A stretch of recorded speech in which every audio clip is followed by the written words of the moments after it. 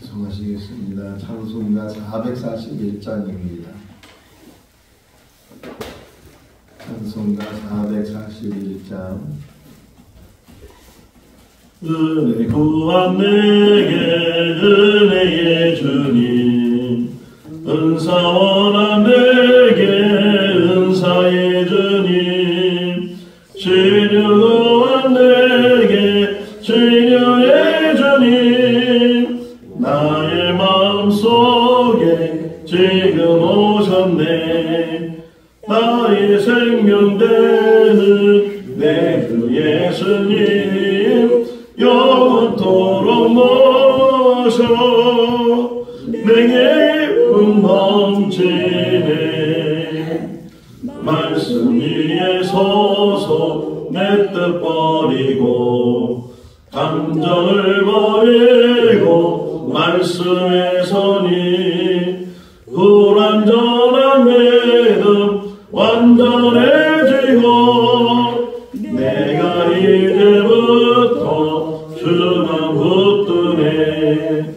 나의 생명 되는 내 주 예수님, 영원토록 모셔 내게 기쁨 넘치네. 나의 모든 욕심 던져버리고 내가 염려하며 계획하는 곳 믿고 기도하며 주께 맡기고 주의 뜻을 따라 살기 원하네. 나의 생명 되는 내 주 예수님, 영원토록 모셔 내게 기쁨 넘치네.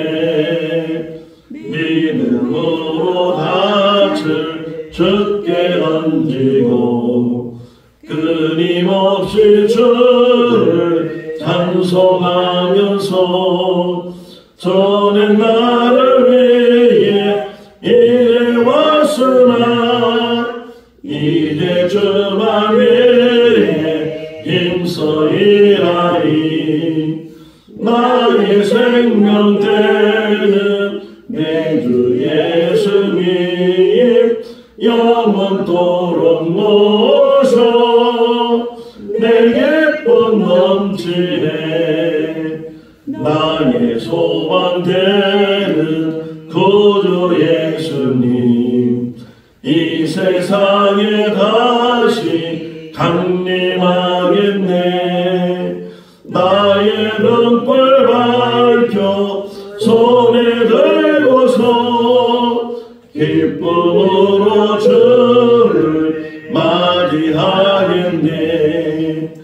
나의 생명 되는 내 주 예수님, 영원토록 모셔 내게 기쁨 넘치네.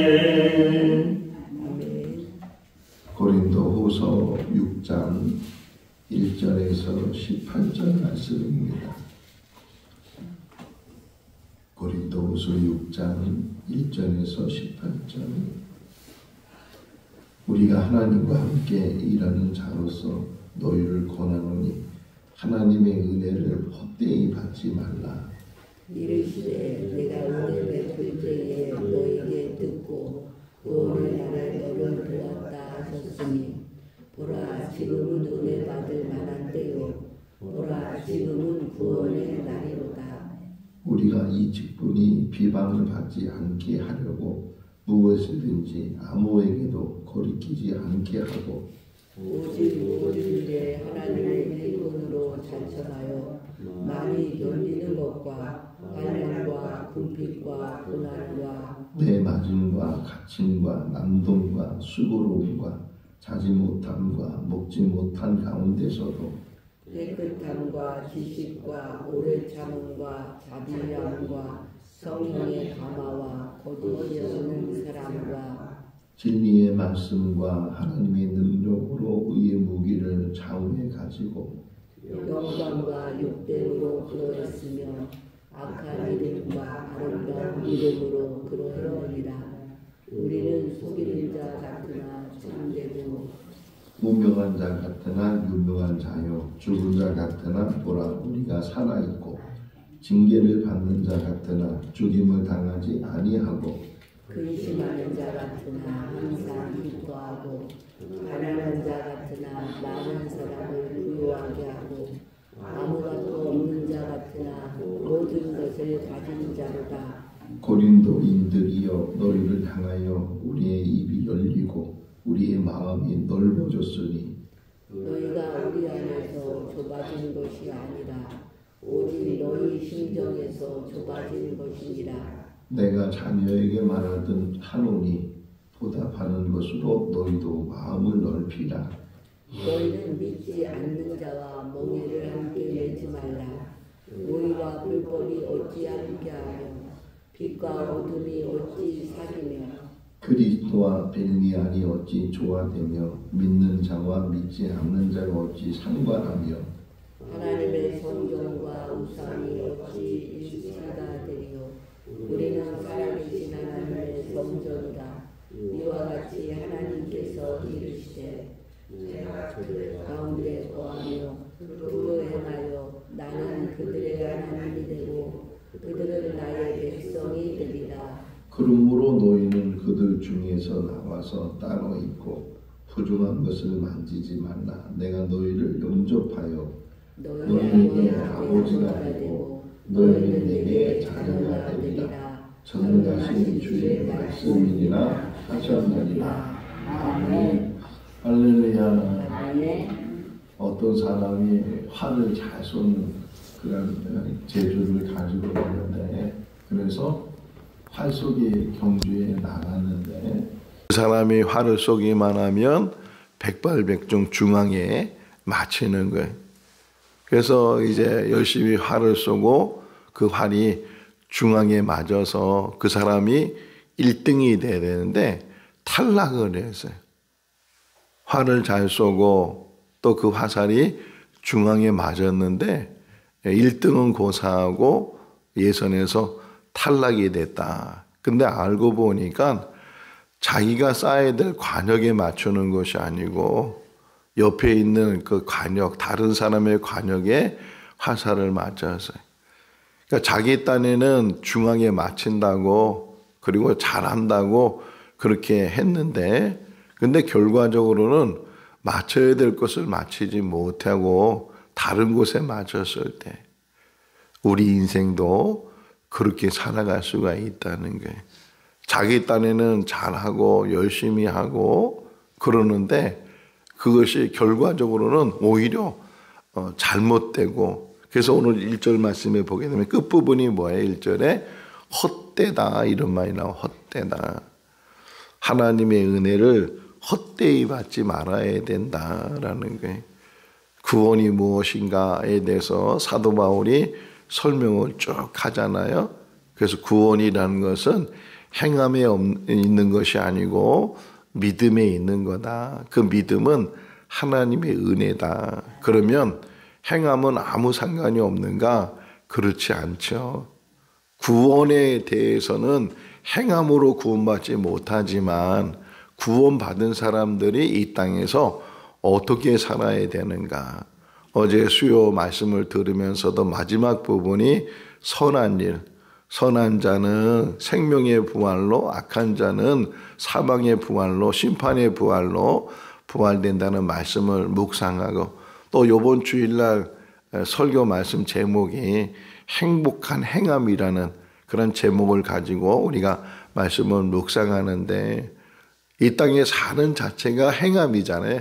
삶이라는 게 죽은 사람에게는 행함이 없어요. 오직 살아있는 사람에게는 행함이 있는데 그런데 문제는 자기는 바르게 행한다고 이것이 옳다고 하는 그런 행함이 혹이나 관역을 벗어나게 되면 죄라는 게 뭐예요? 우리가 많이 들었던 헬라어 단어가 하마르티아 이러잖아요.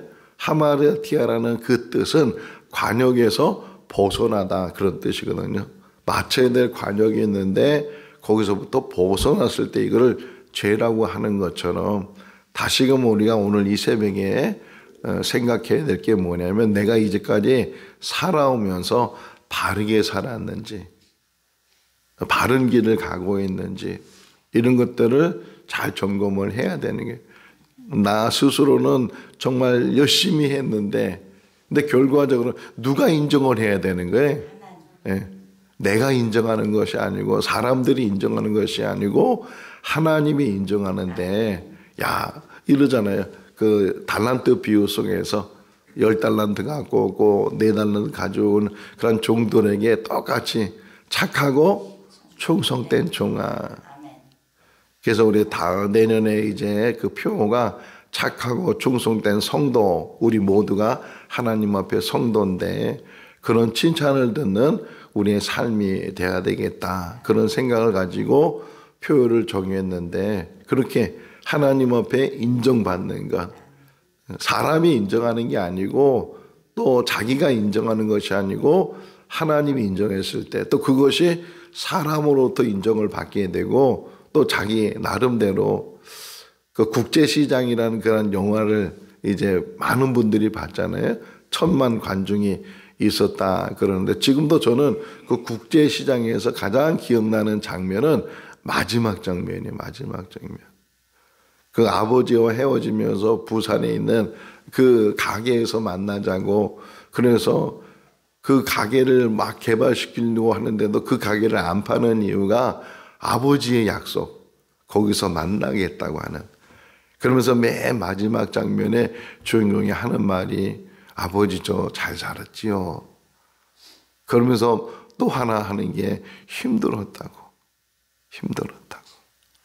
우리 인생의 삶도 얼마든지 편하게 살고 쉽게 살고 마음대로 살고 그냥 자기 하고 싶은 대로 살 수 있는 그런 인생이지만 우리가 그렇게 살지 않는 것은 하나님이 보고 계시고 결과적으로는 하나님께 인정을 받아야 되기 때문에 그러니까 하나님의 은혜를 헛되이 받지 말아야 된다. 늘 우리는 은혜 가운데 사는 줄로 믿습니다. 오늘도 은혜 안에서 눈을 뜨고 은혜 안에서 숨을 쉬고 은혜 안에서 가정생활, 직장생활, 교회생활 그 모든 생활을 은혜 안에서 하는데 근데 또 위에 보시면 1절 위에 보시면 누구와 함께 일한다고요? 할렐루야. 야, 한 절만 가지고서도 이렇게 막 은혜가 되고 야, 말씀의 묵상이 되고 그래. 사도 바울이 그렇게 이 뒷부분에 보게 되면 그 하나님의 일을 하는 것 때문에 당하는 그 고난과 고통과 환난과 그 어려움들이 말로 다 표현할 수 없도록 이 바울이 이야기를 하는데 그럼에도 불구하고 바울이 그 모든 어려운 일들을 견디고 이길 수 있었던 것은 뭐라고요? 하나님이 함께 계시기 때문에. 어제 슬로 바이블이라는 그런 제목의 책을 읽었어요. 이영길 목사님 외에 한 10명 되는 목사님이 이제 쓴 책인데 우리가 성경을 너무 빨리 읽거나 많이 읽는다고 해서 그것이 물론 다독하고 또 열심히 읽는 것도 중요하지만 때로는 슬로라는 말이 뭐예요? 천천히 하나님의 말씀을 좀 천천히 읽는데 그냥 천천히 읽는 자체가 목적이 아니고 천천히 읽는 목적이 뭐냐면 한 문장을 읽어도 한 이야기를 보아도 거기에 담겨져 있는 하나님의 의도와 하나님의 뜻과 하나님의 말씀을 빨리 읽다 보면 그냥 지나가 버리잖아요. 생각도 못하고 그냥 지나가다 보면 읽긴 읽었는데 뭘 읽었는지 그 말씀에 어떤 은혜가 있고 어떤 의미가 있고 어떤 깊이가 있는지 이런 것들을 보지 못하니까 특별히 설교하는 사람들은 더 말씀을 천천히 읽으면서 그 말씀을 곱씹고 그리고 이 관점이 있는데 사람들이 다 그래서 우리 역사서를 배울 때 성경이 읽어지네 할 때 이 역사서는 어렵지만 사관을 알면 그러면 그 역사서도 쉽게 볼 수가 있고 이해할 수 있다 하는 것처럼 하나님의 말씀도 우리가 더 집중해서 그러면서 이제 한 샘플을 주는 게 뭐냐면 야고보의 씨름 약복 강가에서 야곱이 하나님과 씨름하는 그런 이야기를 관찰하는 거예요. 근데 이 저자가 그 이야기 속에서 우리는 누구의 씨름이라고요? 늘 제목을 야곱의 씨름이라 그러잖아요. 그 형이 자기를 죽이러 온다고 하니까 그 자기가 가지고 있는 소유를 나눠서 먼저 보내고, 그런데도 그가 홀로 야곱 강가에 있는데 그때 어떤 사람이 나타나서 밤새도록 씨름을 했다. 뭐 그런 이야기 속에서 우리가 늘 제목을 생각할 때 야곱의 씨름. 근데 그 저자가 그것을 다른 각도에서, 다른 관점에서, 다른 의미 속에서 그 말씀을 보니까 제목이 달라지는 거예요. 하나님의 씨름이라. 하나님의 씨름. 우리가 누가복음 15장에서도 둘째 아들 이야기를 읽으면서 제목을 대부분 뭐라고 비춰요? 당장, 돌아온 당장. 이렇게 제목을, 뭐 틀린 건 아닌데 둘째 아들이 돌아왔으니까. 그런데 그 관점에서 또 바뀌니까 하나님이 보는 관점으로 날 보는 거예요. 기다리시는 하나님. 기다리시는.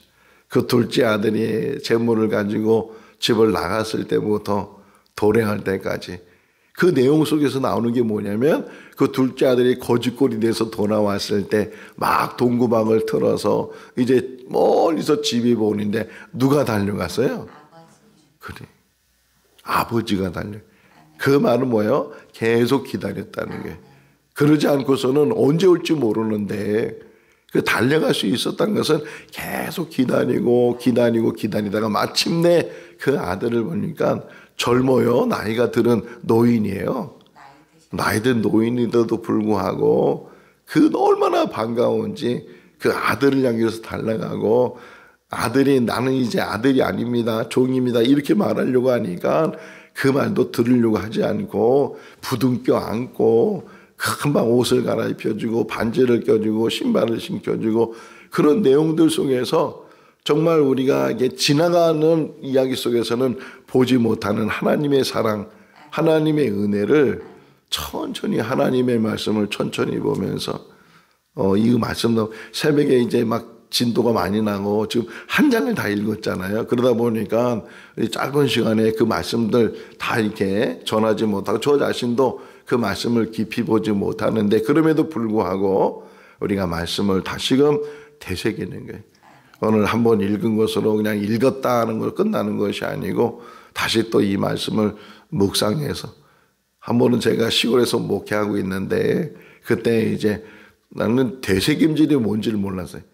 듣기는 들었잖아요. 지식으로는 되새김질 들었는데 되새김질이 뭔가 진짜 소를 보니까 아침에 여물을, 야, 그 뜨거운 물에 그 주는데도 그걸 뭐 얼마나 맛있게 먹는지, 한 통에 있는 그 여물을 그냥 다 먹고 나서 그러고서 다 이렇게 덜썩 주저앉아가지고서 그때부터 되새김질을 하는데 아우 놀랬어요. 꿀꺽꿀꺽꿀꺽 뭐가 이렇게 올라와서 그걸 또 막 씻고 또 내린 다음에 또 꿀꺽꿀꺽꿀꺽 올라와서 이게 되새김질이더라고요.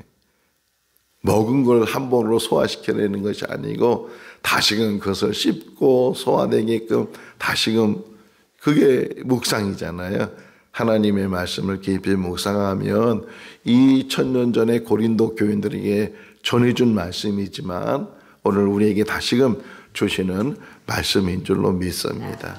자, 2절을 보니까 은혜에 대해서, 구원에 대해서 우리에게 말씀해 주고 있는데, 보라 지금은 은혜의 때고 보라 지금은 구원의 날이로다. 이 말씀에도 은혜가 되었어요. 오늘 새벽에 일어나서 이 말씀을 묵상하면서 어디에 은혜가 됐냐면 지금이란 말이에요. 지금 구원의 은혜의 때고 구원의 날인데 어느 때에? 지금. 지금이 지나면 그 기회는 없어진다는 거예요. 그러니까 우리 인생을 살아가면서 얼마나 기회가 있는지는 몰라요. 살아있는 동안은 다 기회예요. 살아있는 동안은 다 기회인데 그 살아있는 동안에 그 기회를 잡지 못하고 그 기회를 놓쳐버리면, 어느 우화에 보면 기회라는 그것을 형상적으로 이렇게 표현한 게 있어요. 우화에 기회가 뭐냐, 기회를 어떻게 생겼느냐, 기회는 사람의 얼굴로 표현하면서 앞에 이렇게 머리가 이렇게 앞에 머리가 있고 뒤에는 아주 반들반들한 머리가 하나도 없는. 그러니까 기회라는 게 뭐냐? 앞에 있을 때 붙잡아야지 지나고 나서 붙들려고 하면 붙잡을 게 없다는 게, 붙잡을 게 없다. 근데 그 기회를 제대로 깨닫지 못하니까 치라고 나서야 그게 그때가 기회였구나 이렇게 후회를 한다는 게 우리 인생 속에서. 뭐 우리나라 말에 3번의 기회가 있다 뭐 그런 표현도 있지만 3번뿐만 아니라 30번, 300번, 3000번의 기회가 있다고 할지라도 그것이 정말 하나님이 주시는 기회고 하나님의 은혜를 깨닫지 못하면 지금이라는 게 그렇게 중요하더라고요. 지금은 뭐예요? 은혜 받을 만한 때고 지금은 구원의 날이다. 언제 은혜 받는다고요? 지금. 오늘 이 새벽에도 이 시간에도 이 순간에도 이 말씀을 들으면서 나는 옛날에 다 은혜 받았다고. 그 옛날 여러분 일주일 전에 먹은 음식이 지금 어디가 있어요? 다 바깥에. 지금 먹어야 돼요. 지금. 매일같이 이스라엘 백성에게 만나를 내려주신 것처럼 항상 우리는 지금 은혜 받을 때. 이 말씀이 지금 우리에게 주시는 은혜잖아요. 나는 작년에 은혜 받았다고, 청년 때 은혜 받았다고, 몇십 년 전에 은혜 받았다고 그 은혜로 사는 것이 아니고 오늘 주시는 은혜로, 오늘 주시는 구원의 날로 날마다 우리는 구원의 날 속에 사는 것이고 날마다 우리는 은혜 속에 사는 것이다. 은혜가 뭐예요? 우리 여자 며칠 전에 서울 가서 어느 자매를 만났거든요. 장로님 만나고 미국에서 오신 이도 장로님하고 같이 신앙생활했던 사람 몇 사람이 있어서 그 만나서 같이 차를 마셨는데 근데 그 피아노를 너무 잘 친대. 근데 그 피아노를 잘 치는 자매 이름이 은혜라 그러더라고요. 은혜. 근데 그 자매만 은혜가 아니고 딸을 낳으면 대부분 은혜라고 짓는 경우가 많이 있잖아요. 은혜로 살아라. 근데 은혜가 뭐예요? 은혜는 거저 받는 거예요. 거저. 선물로 받는 것이고 거저 받는 것. 그게 은혜잖아요. 내가 못했을 때, 내가 어려울 때, 내가 정말 힘들 때, 해결하지 못했을 때 누군가가 그걸 도와주면 그게 은혜 받았잖아요. 은혜 받았다고 하는데 근데 가장 큰 은혜가 뭐냐? 하나님이 주신 은혜. 하나님이 오늘도 이 새벽에 또 우리 인생 가운데 늘 은혜로 함께 하신 줄로 믿습니다. 그 씨름 얘기도 정말 깊더라고요. 씨름 얘기 하나만 다시 묵상해도요. 거기 하나님의 은혜가 얼마나 많은지. 저희가 이제 우리 막내가 초등학교 1학년 때 몽골로 이제 갔거든요. 근데 몽골에 갔는데 이삿짐은 오지도 않고 텅텅 빈 그 집 안에서 아이들하고 우리 아내하고 이제 애들이 심심해하니까 뭐 TV가 없고 뭐 책도 없고 짐도 안 오고 막 그런 때인데 그냥 간신히 먹을 것 좀 사다가 이렇게 하고 그랬는데 지금도 기억나는 게 우리 아내가 우리 아이들하고 숨바꼭질도 하고 그냥 그 방 안에서 숨바꼭질 어디 숨을 데가 있다고. 근데도 애들이 그렇게 재밌어하고 근데 또 기억나는 것 중 하나가 씨름하는 거야. 씨름 애들하고. 근데 우리 아내는 그냥 안 봐주는 거예요. 엄마가 좀 봐줘야 되는데 애들 너무 데리고 막 그래. 근데 그 야곱의 씨름은 누가 이길 수 있는 거예요? 하나님이.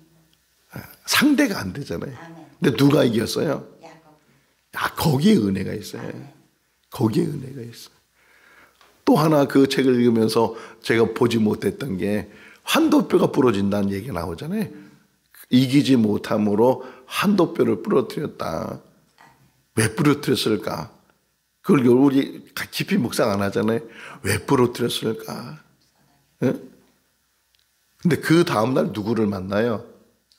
에서를 만나잖아요. 정말 분이 아직도 풀리지 않고 400명이나 데리고 자기 동생을 죽이려고 혹이나 그런 마음으로 오는데 저기 지금 동생이 오는데 어떻게 오고 있어요? 질질 발을 끌어가면서 쩔뚝거리면서 오히려 그 치근한 마음이 생기고 국률한 마음이 생기고 내 동생이 저렇게 지금 온전하지 못하고 그거는 전혀 생각을 못했는데 그냥 하나님께서 그 화해시키는 방법 속에서 이제까지 야곱은 자기 힘으로 살았고 자기 꾀를 살았고 속이는 일에 앞장섰던 사람이고, 그런데 그걸 다 내려놓게 하고 하나님의 은혜를 그가 깨닫게 하는데, 자기를 내려놨을 때, 자기 몸까지도 내려놨을 때, 그랬을 때 하나님께서 문제를 해결해 주신다는 게, 문제를. 말씀을 다시금 우리가 깊이 보면서 하나의 이야기 속에서도 그 말씀을, 사마리아 여자 이야기 속에서도 정말 보지 못하는 그런 말씀들이, 아니 모든 성경 이야기 속에서 그냥 지나가면 보지 못하는 것들이, 그리고 다른 책을 좀 보니까 그 책에는 이런 표현이 있더라고요. 그 책이 뭐냐면 행간을 보는 사람이 깊이 본다. 우리는 글자를 보잖아요, 글자. 근데 글자만 봐서는, 제가 중학교 다닐 때 유신 때거든요. 유신 때 그때 뭐 말도 제대로 못하고 긴급조치 뭐 이렇게 해가지고서 그냥 말 잘못하면 정부에 대해서 비난하면 언제 경찰이 왔는지 그냥 붙잡아가기도 하고 막 그런 때에서 신문도 제대로 보도를 못하고 했을 때 하는, 지금도 기억나는 게 뭐냐면 신문도 행간을 보는 사람.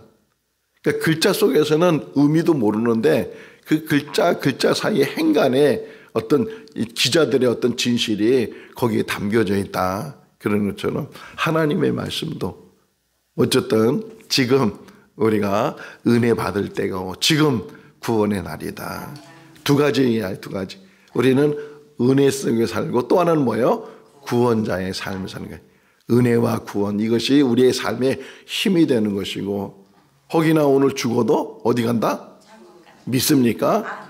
네, 오늘 죽어도 천국 가는 거예요. 천국 가는 믿음. 왜? 구원받았기 때문에. 하나님의 은혜로 구원받았기 때문에, 그 믿음으로 구원받았기 때문에. 그런데 그 믿음으로 끝나는 것이 아니고 이제 3절 이하에, 3절 이하 쭉 막 설명하는, 고난당하는 일 설명인데 중요한 게 있어요. 3절 보세요. 3절에서 설명 다 된 거예요. 3절 읽어볼까요? 우리가 무엇에든지 아무에게든지 꺼리끼지 않게 한다. 중요한 단어가 뭐예요? 중요한 단어가 다 중요하지만 직분이란 단어 다시 나와요. 이 직분이 비방받지 않도록. 할렐루야. 이 직분은 어떤 직분이에요?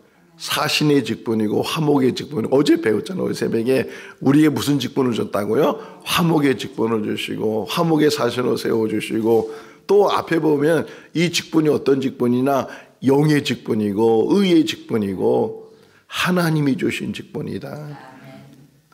직분에 대한 설명을 제가 쭉 가면서, 우리는 태어날 때부터 아들로 딸로 또는 형제로 뭐 친구로 뭐 성도로 뭐로 많은 호칭이 있고 많은 직분이 있고 직책이 있는데, 그 중에서 아주 중요한 게 뭐냐? 하나님이 주신 직분. 목사라는 직분, 권사라는 직분, 장로라는 직분, 집사라는 직분, 이런 하나님이 주신 직분, 이걸 귀하게 여겨야 된다. 오늘 새벽에 이 직분이라는 말을 생각할 때 10계명을 보면 하나님이 10가지 계명을 주셨는데 세 번째 계명이 뭐예요? 세 번째 계명. 누구 이름이에요? 왜 이 말씀을 썼을까가 다시 묵상해야 되겠어요. 아니 이름이 뭔데?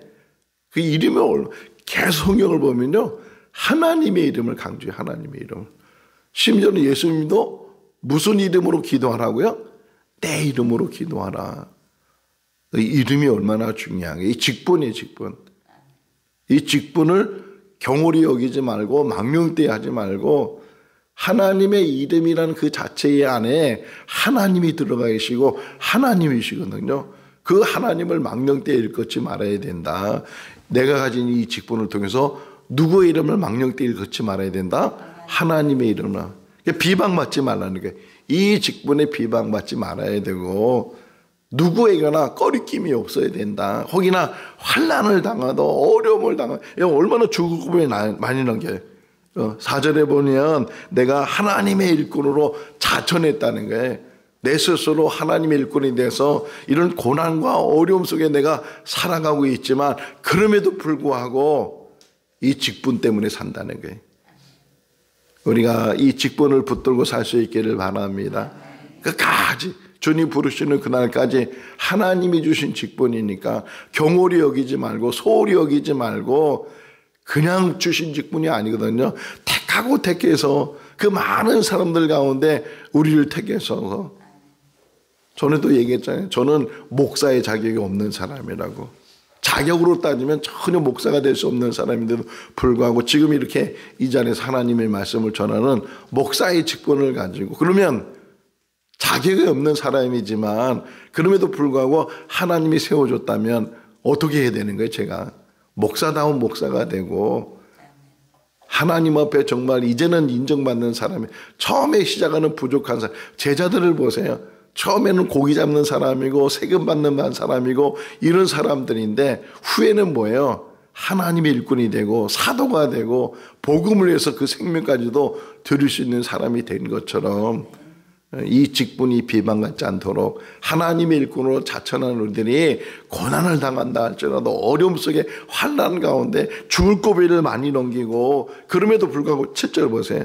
그럼에도 불구하고 무슨 말씀을 붙들고 있다고요? 진리의 말씀을 붙들고 하나님의 능력 가운데 의의 무기가 돼서 의의 무기를 좌우에 차고 있고 하나님의 능력 가운데 하나님이 주신 직분을 감당하는 우리들이 돼야 될 줄로 믿습니다. 그러면서 얘기해요. 역설적으로 얘기해요. 없는 것 같지만 있다. 가난한 것 같지만 남들을 부유하게 자이고 10절 보세요. 10절 한번 같이 읽어볼까요? 근심하는 자 같으나 항상 기뻐하고 가난한 자 같으나 항상 많은 사람을 부유하게 하고 아무것도 없는 자 같으나 모든 것을 가진 자로다. 할렐루야. 누가 그래요? 내가요. 할렐루야. 우리 신권사님 너무 대답 잘했어요. 2000년 전에 고린도 교인들에게 하는 말씀이 있지만 또 자기 자신에 하는 얘기지만 지금 우리들에게 하시는 말씀인 줄로 믿습니다. 근심이 많지만 항상 기뻐하는 거예요. 가난하지만 많은 사람들을 부유케 하고 아무것도 없는 것 같은다. 그럼 뭐라고요? 모든 것을 가진 자로다. 이것이 우리의 고백이 될 수 있기를 바랍니다. 그렇기 때문에 우리가 살아갈 수 있고 힘이 생기게 되고 내가 가난한 자가 아니구나. 내가 근심이 많았지만 이 근심이 오히려 많은 사람의 기쁨을 줄 수 있고 내가 기쁨을 가질 수 있고 왜요? 하나님의 은혜가 함께하기 때문에. 그러니까 하나님의 은혜를 깊이 깨달은 자들은 근심이 사라진다는 거예요. 걱정이 사라지고 염려가 사라지게 되고 물론 이 땅 그렇다고 해서 뭐 갑자기 벼락부자가 되거나 뭐 흔히 말하는 세상에 로또가 맞거나 그런 인생은 아니고 가난이 계속 이어진다 할지라도 문제가 계속 해결되지 않는다 할지라도 오히려 그것으로 인해서도 하나님을 바라보고 하나님을 의지하고 하나님이 주신 사명을 감당하고 그것이 우리 인생 속에서 고난이고 어려움이지만 결과적으로 보게 되면 착하고 충성된 종아 그 칭찬을 듣는 하나님의 사람으로 이 땅에 살게 될 줄로 믿습니다. 하나만 더 묵상하면 은혜 받는 게 13절에 13절 읽어볼까요? 내가 자녀에게 말하듯 하노니 너희도 뭐 하라고요? 뭘 넓히라는 거예요? 할렐루야. 마음이 넓어질 수 있기를 바랍니다. 좁은 마음으로 뭐 작은 문제만 하나 생겨도 그것이 막 마음에 상처가 되고 뭐 분이 풀리지 않고 그런 게 아니고 바다를 보세요. 바다. 늘 제가 비유할 때 바다는 다 받아주는 게 바다예요. 그 꾸중물들 내려오면서 샘에서부터는 깨끗한 물이 내려오지만 계속 시냇물이 되고 강이 되고 그러면서 그 꾸중물들이 다 어디로 가는 거예요 지금? 바다로 가 바다.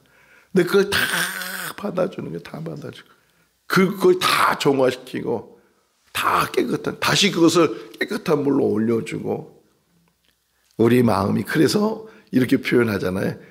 무슨 마음을 가져라? 어떤 크기 정도의 마음? 태평양 같은 마음. 태평양 같은 마음. 넓은 마음. 지나고 나면요. 별거 아니더라고요. 별거 아닌 것 같고 부부싸움하고 별거 아닌 것 같고 이렇게 관계가 어그러지고 그런 일들이 참 많잖아요. 하나님 우리에게 넓은 마음을 주십시오. 나에게 넓은 마음을 주십시오. 어떤 말을 들어도 어떤 상황에서도 내 감정이 흔들리지 않게 해주시고 내 기분이 상하지 않게 해주시고 무슨 말을 듣든지. 어제도 참 책이라는 게 너무 좋아요. 읽으면서 어떤 이야기였냐면 정말 어렵사니 이제 자기 딸을 전도해서 교회로 데리고 갔어요. 근데 처음 교회 간 거예요. 근데 그 딸이 좀 이렇게 지위가 있는 사람인데 가니까 뭐 이런저런 뭐 부탁하고 누가 왔다고 하니까 막 마음이 상했어요. 마음이 상했어요. 그래서 다시는 교회 안 가겠다고 그렇게 딸이 얘기하니까 어머니가 딱 한마디에 하나님 말씀 들으러 갔지. 교회 안에서도 하나님의 말씀이 들려야지 사람의 소리를 들으면 그 상처를 받고 마음에 실망을 하고 사람의 말 때문에 넘어진 일도 얼마나 많아요. 교회 열심히 나오다가 교회 안 나오는 이유 중에 하나 뭐예요? 사람의 말 때문에 흔들려서 그래서 신앙을 잃어버린 일들도 많이 있는데 어디에 집중하라는 거예요? 하나님의 말씀에 집중하고 그냥 흘려버리는 거예요. 누가 무슨 얘기하든 흘려버리고 넓은 마음 포용하고 관용하고 그런 마음을 가지고 우리가 살아가게 되면 이 땅에 사는 날 동안 정말 하나님의 은혜를 깨닫고 이 구원의 기쁨을 가지고 이 어려움 속에서도 흔들리지 않고 주님과 동행하고 주님과 함께하는 그런 인생의 삶을 사는 우리들이 다 될 줄로 믿습니다. 계속 말씀을 좀 보시면 우리는 하나님의 살아있는 하나님의 성전이다 뭐 그런 이야기도 나오고 곱씹어야 돼. 곱씹고 되새김질하고 계속 말씀을 묵상하고 그래서 그 말씀이 영의 양식이 되고 기도의 힘이 되고 삶의 원동력이 되는 은혜가 있을 수 있기를 주님의 이름으로 축원합니다. 기도하겠습니다. 사랑과 은혜가 많으신 하나님 아버지 오늘도 새벽을 깨우게 하시고 이 추운 날씨지만 주님의 전을 사모하여 나올 수 있도록 인도하여 주신 것 감사합니다. 하나님 아버지 헛된 삶을 살지 않도록 하나님의 은혜를 깨닫는 우리들 되게 하시고 지금이 얼마나 중요한지를 깨닫게 하여 주시옵소서. 지금 은혜 받게 하시고 지금 구원의 기쁨으로 다시금 우리의 삶이 회복되게 하시며 또 우리 각자에게 주신 귀한 직분들 아버지 주님만 바라보며 감당하게 하여 주시옵소서. 하나님 우리를 귀하게 세워주시고 또 우리를 하나님의 사람으로 인쳐주셨사오니 또 넓은 마음을 갖게 해주시고 하나님의 성전된 삶을 사는 우리들 되게 하여 주시옵소서.